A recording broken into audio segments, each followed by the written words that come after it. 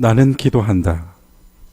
철학적으로 기도하는 것이 좋은가 나쁜가를 생각하지 않을 수는 없지만 내가 기도하는 것은 내가 철학적이기 때문이 아니다. 내가 살아있기 때문에 나는 기도한다. 나는 생명의 하나님을 향해 요청한다. 이것이 나의 기도다. 나는 모든 일에 하나님께 기도하지만 나의 행복을 위해 기도하는 때는 거의 없다. 나는 하나님의 사업이 완성되기를 기도한다. 나는 내 기도를 하나님께서 반드시 들어주실 것을 믿고 있다. 비록 하나님께서 들어주시지 않는다 하더라도 나는 조금도 손해를 보지 않는다. 왜냐하면 나는 나 자신을 위하여 기도하지 않았기 때문이다. 기도가 응답되지 않으면 다만 하나님께서 당신의 계획을 연기하신 거라고 나는 생각한다. 그렇기 때문에 나는 항상 기도한다. 작년 2월에 제가 강원도 횡성에 계셨던 고 황금찬 선생님 마지막으로 뵈었던 날, 물론 저는 그때가 마지막 뵙는 날이라고 생각하진 않았습니다만은 만나 뵙고 인사 나눈 후에 불쑥 저에게 가가와 도요이코라고 하는 사람을 아십니까? 하고 물으셨어요. 물론 그 이름은 들었습니다마는 제가 그분에 대해서는 그리 많은 공부를 하지 않았습니다. 가가와 도요이코는 진짜 그리스도인입니다. 라고 말씀하셨습니다. 그래서 제가 이 가가와 도요이코의 여러 글들을 찾아 읽었죠. 지금 막 읽었던 나는 기도한다도 그의 글입니다. 일본의 기독교 지도자 가가와 도요이코는 자신 있게 이리 말했습니다. 나는 기쁩니다. 하나도 즐겁지 않은 것이 없습니다. 잘 때도, 일어날 때도, 먹을 때도, 뛸 때도, 병들었을 때도, 말할 때도 내가 하는 것 같지만 그 모든 일이 내가 하는 것이 아니기 때문에 나는 기쁩니다. 하나님은 매 순간 내 마음의 문으로 들어와 주십니다. 링컨 대통령의 지지율은 결코 높지 않았습니다. 항상 정적들의 저항에 부딪혔고 전쟁을 감수하고라도 신념을 그리고 가야 할 바를 지켜야 했습니다. 사람들은 그를 링컨이라고 부르지 않았습니다. 많은 사람들이 그를 고릴라, 촌놈, 털보, 원숭이라고 불렀습니다. 남북전쟁 때 북군이 전투에서 패할 때마다 투자자들은 시장에서 큰 돈을 빼냈습니다. 금값이 올랐고 링컨이 연방정부의 이름으로 발행한 공인직폐의 가치는 휴지 조각처럼 떨어지고 또 떨어졌습니다. 당시엔 많은 사람들이 링컨이 다스리는 미국을 원치 않았습니다. 하지만 훗날 그는 모든 미국 사람들이 가장 존경하는 기도하는 사람이라 불리게 됐습니다. 예수님이 나시던 때 유대 땅을 다스리던 왕은 헤롯 대왕입니다. 그는 에돔 사람이었습니다. 유대인이 아니었습니다. 그는 클레오파트라와 손을 잡은 안토니우스 편에 섰습니다. 하지만 결과는 안토니우스의 정적 옥타비아누스의 승리였습니다. 옥타비아누스가 로마의 황제 케사르로 즉위했을 때 가장 먼저 로마로 달려간 사람이 바로 헤롯이었습니다. 헤롯은 유대를 다스렸지만 식민지 체제 하에서 로마 제국의 승인을 받아야 하는 분봉왕이었습니다. 그가 로마의 승인을 받고 돌아올 때 뜻있는 예루살렘의 지도자들은 그를 반대했습니다. 결국 헤롯은 자신이 다스려야 하고 또 자신의 궁이 있는 예루살렘과 전쟁을 선포했습니다. 그리 3년 동안 헤롯과 예루살렘은 싸웠습니다. 그리고 결국 예루살렘이 항복했습니다. 그 후 헤롯은 37년 동안 이 땅을 다스리며 헤롯 더 그레이트, 헤롯 대왕이라고 불렸습니다. 그가 죽으며 세 아들에게 영토를 분할해 주었습니다. 헤롯의 세 아들의 이름은 헤롯 아켈라오, 헤롯 안티파스, 헤롯 필립입니다. 그 중에서도 아켈라오는 아버지보다 더 악명 높은 폭군이었습니다. 그런데 아버지 헤롯은 아켈라오에게 자신의 왕위와 함께 가장 넓은 영토를 물려줬습니다. 예루살렘이 다시 들썩거렸습니다. 이 자는 아버지보다 더 받아들일 수 없는 자다. 사람들은 수군거렸습니다. 아버지 헤롯은 에서의 후손 에돔 사람이요, 아켈라오의 어머니는 사마리아 여자였습니다. 그래서 야곱의 후손인 유대인들에게는 치욕스러운 일이었습니다. 에돔의 혈통이요 사마리아 여자가 낳은 아들이 야곱의 후손들을 다스리는 왕이 된다는 것을 받아들일 수 없었죠. 아켈라오는 아버지가 그랬던 것처럼 로마의 승인을 받기 위해 로마로 떠났습니다. 그가 로마로 간 후에 예루살렘의 지도자들은 사자들을 그 뒤에 로마로 보냈습니다. 그것이 본문 누가복음 19장 14절입니다. 그런데 그 백성이 그를 미워하여 사자를 뒤로 보내어 이르되 우리는 이 사람이 우리의 왕됨을 원하지 아니하나이다. 그리 애를 써서 악명 높은 헤롯 아켈라오가 이스라엘의 왕이 되는 것을 막아보려고 했지만 결과는 실패. 아켈라오는 로마의 승인을 받고 돌아와 이 일련의 사건들의 책임을 물어 피해 사륙을 단행했습니다. 이 역사적 사건이 주님께서 제자들과 무리들에게 문화의 비유를 들려주시던 당시에는 가장 최근 뉴스였습니다. 사람들은 너무나 익숙한 이야기에 먼저 귀를 열고 열 문화의 이야기를 들려주시는 주님의 말씀에 귀를 기울였습니다. 이 본문이 시작될 때 마치 나레이션처럼 이 문화의 비유가 선포되는 배경이 이례적으로 설명됩니다. 본문 11절입니다. 그들이 이 말씀을 듣고 있을 때 비유를 더하여 말씀하시니 이는 자기가 예루살렘에 가까이 오셨고 그들은 하나님의 나라가 당장에 나타날 줄로 생각함이더라. 이것이 배경입니다. 요는 이것이죠. 제자들과 무리들은 이렇게 강하고 능력 있는 카리스마 넘치는 지도자 예수님을 바라보며 금방이라도 구약이 예언한 하나님 나라가 올 거라고 생각했습니다. 하지만 예수님은 달랐습니다.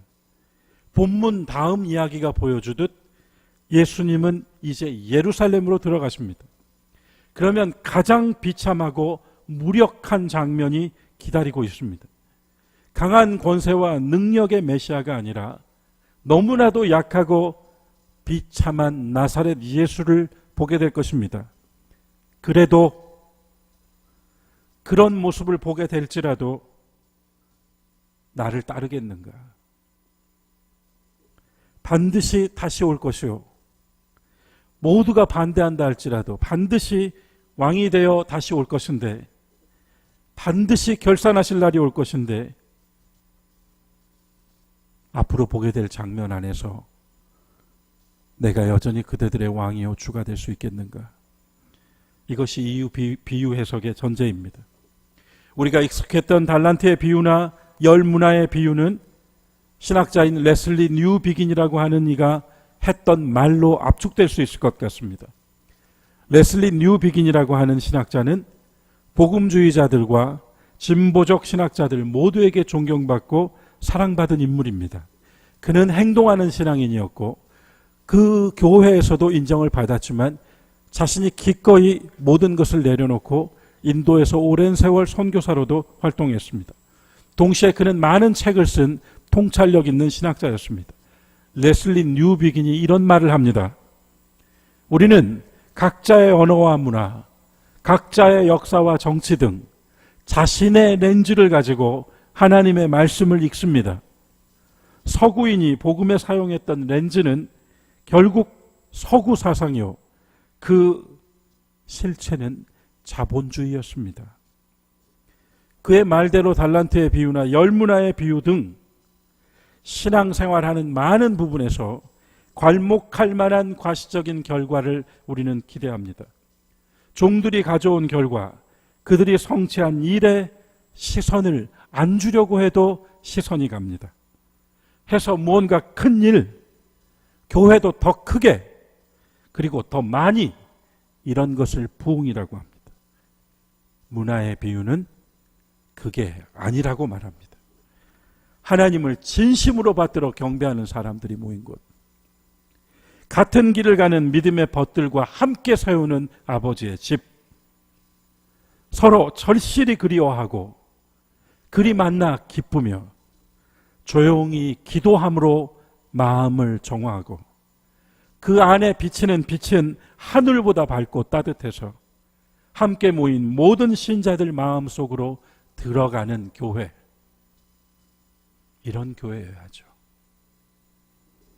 자신의 렌즈가 아니라 하나님의 렌즈로 다시 읽었을 때 이 비유는 세 가지 포인트를 우리에게 전해줍니다. 무엇보다도 주인이 한 말에서 우리는 교훈을 얻습니다. 주인이 왕위를 받아가지고 돌아온 후에 종들을 불렀습니다. 첫 번째 종이 나와 대답했습니다. 본문 16절은 주인이여 당신의 한 문화로 10문화를 남겼나이다. 그러자 주인이 말했습니다. 17절 주인이 이르되 잘하였다 착한 종이여 내가 지극히 작은 것에 충성하였으니, 여기서 충성이라고 번역된 성경의 원문은요 신실입니다. 착한 종아 잘하였다. 그대가 지극히 작은 일에 신실하였다. 주인은 종들이 몇 문화로 불려가지고 돌아왔는가에 별로 관심이 없었습니다. 그랬다면 그가 해주는 칭찬과 말이 달라져야 합니다. 그러나 얼마를 가지고 왔든 그것이 주인이 들려주는 칭찬은 똑같습니다. 다만 신실했구나 라고 말해줍니다. 혹 그것이 작은 일이었다 할지라도 신실했구나 라고 말합니다. 그가 떠나면서 해주었던 말이 무엇이었던가요? 내가 돌아올 때까지 장사하라 이뿐이었습니다. 그리고는 기약도 없이 떠났죠. 왕이 되어 올지 왕이 되어 돌아오지 못할지 그것은 아무도 몰랐습니다. 그러나 종들은 주인이 맡기며 문화를 맡기며 해준 그 말 한 줄을 붙잡고 살았습니다.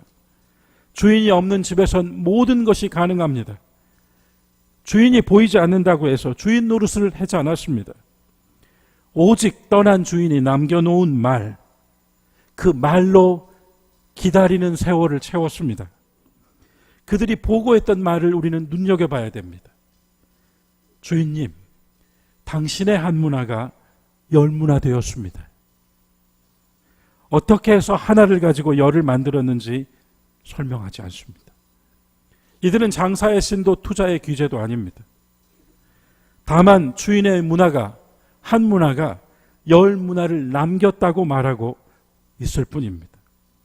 하나님의 자비와 긍휼과 은혜 가운데 그 은혜가 은혜를 낳는 것이지 하나님의 은혜에 내 노력과 내 기지와 능력이 더해져서 결과를 낳는 것이 아닙니다. 사람들의 가치와 가치 판단이 스며들 자리가 이 본문 속에 없습니다. 장차 우리가 모두 하나님의 결산 앞에 설 때 다뤄지게 될 것은 우리가 성공했고 성취한 어떤 것이 아니라 신실함이라고 하는 것을 첫 번째로 말해주고 있습니다. 두 번째 포인트, 주인이 그 다음 해준 말, 내가 지극히 작은 일에 신실하였으니 10 고을 권세를 차지하라. 문화는요, 한 문화는 일꾼이 100일 일해서 버는 품삯입니다. 주인의 돈이었죠. 그런데 주인이 내리는 상은 돈이 아니라 주인의 땅이요, 주인의 백성이요, 주인의 권세였습니다. 이것은 상식적으로 설명되지 않습니다. 그러나 이것이 하나님의 셈법이라는 것을 보여주고 있습니다. 그들은 주인의 신뢰를 받게 되었습니다. 이제는 돈이 아니라 그분의 나라를 맡깁니다. 그의 위대하심을 나타내는 사명을 맡깁니다. 그래서 신앙으로 사는 우리들이 정말 추구해야 할 것, 누구와도 견딜 수 없는 크기로 어떤 능력을 가지는 것이 아니라, 그래서 하나님 잘 믿는 것이 아니라 하나님께서 우리를 믿어주실 만한, 신뢰할 만한 신실함으로 사는 것입니다.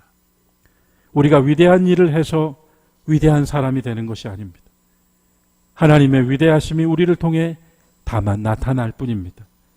그래서 그 결과는 전혀 다를 수가 있습니다. 수십만이 모이는 교회가 아니라 단 한 영혼이라도 진심으로 하나님을 믿는 사람을 구원하게 해주는, 구원으로 인도하는 일이 될 수 있습니다. 그 어떤 말도 들리지 않은 배고픈 사람에게 한 조각의 빵을 건네주는 일이 될 수도 있습니다. 그것이 문화를 맡긴 것이 아니라 그 백성을 맡기는 이 새로운 책임의 내용입니다. 세 번째 포인트는 한 문화를 수건에 쌓아두어 주인에게 가져온 종 이야기입니다. 우리는 늘 이 대목에서 내가 바로 이 한 달란트 한 문화 받은 사람이 아닐까? 그러면서 우리 자신이 신앙적으로 다시 생각합니다. 여러분, 왜 이 사람은 문제였습니까? 왜 이리 혹독하게 심판을 받았나요? 주인은 다만 내가 돌아올 때까지 장사하라, 이 말을 했을 뿐입니다. 그런데 종의 이야기를 들어보십시오. 본문 20절은 보소서, 당신의 한 문화 여기 있나이다. 내가 수건으로 싸두었나이다. 이는 당신이 엄한 사람인 것을 내가 무서워했기 때문입니다. 당신은 두지 않은 것을 취하고 심지 않은 것을 거두는 분입니다. 이런 말이 묘사하고 있는 존재는 누굽니까? 하나님이죠. 한 문화를 도로 가져온 종은 주인을 마치 하나님 대하듯 두려워하고 있다고 합니다. 그리고 주인의 능력을 의심하지 않는다고 말하고 있습니다. 그게 문제였습니다. 그는 자기 생각을 더했죠. 자기 판단을 가지고 하나님 봤습니다. 자기 방법으로 예수 믿습니다. 자기 생각으로 직분맞고 주장합니다. 하나님을 두려워한다고 말하면서도, 하나님 능력 있다고 말하면서도 그 말의 뒤에는 자기를 합리화시키고 자기의 판단을 정당화시키는 그러한 이유들로서만 사용되고 있을 뿐입니다. 그래서 어찌 되었습니까? 본문 22절은요, 주인이 이르되 악한 종아, 네가 한 그 말로 너를 판단하겠다. 우리는 무엇보다도 하나님의 결산을 받습니다. 믿든 믿지 않든 모두 받습니다. 우리는 주님께서 들려주신 하나님의 이 기준들을 기억해야 합니다. 하나님은 성취와 성공 같은 세상이 높이 평가하는 그런 것들을 말씀하지 않았습니다. 다만 저와 여러분이 얼마나 신실했던가, 지극히 작은 일, 대학 나온 내가 복사하는 일을 하고 있단 말이야, 그게 아니라 맡겨준 일이라면 무엇이든 열심히 할 때 상관은 그 부하에게 더 큰 일을 맡깁니다. 지극히 작은 일 하나에 온갖 힘을 다하여 신실했을 때, 그때 전혀 생각하지 못한 하나님의 위대하심이 그들을 통해 나타났습니다.